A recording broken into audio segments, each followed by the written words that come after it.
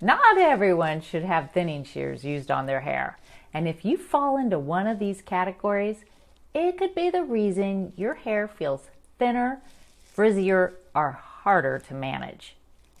And you're going to want to stick around until the end because you're going to learn exactly which hair types should avoid thinning shears completely and what should be done instead to keep your hair healthy and full.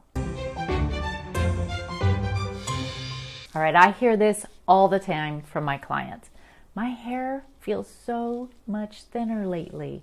My ends just look stringy. It doesn't feel as full as it used to.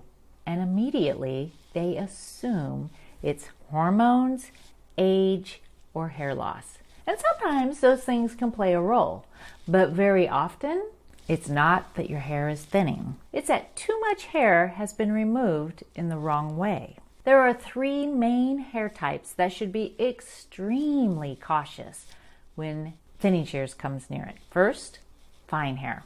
Fine hair doesn't have a lot of natural density to begin with. So when you remove more from it, it doesn't create movement, it creates collapse. The ends start to disappear and the hair looks flatter and it becomes harder to style.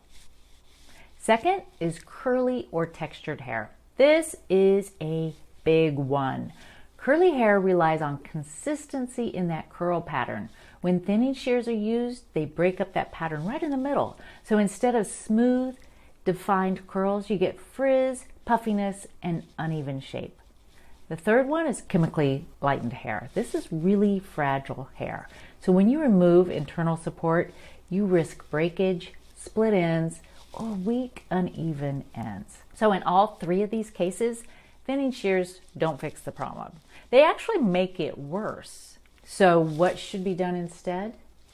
Well, it comes down to working with the hair, not against it. That means preserving the density where it's needed. Also customizing the haircut to the hair type, plus using softer, more controlled techniques because the goal isn't just to remove hair. It's to create balance, movement, and shape without sacrificing fullness. This is where experience really matters. Understanding what to leave alone is just as important as to what to cut. When the right techniques are used for your hair type, everything improves.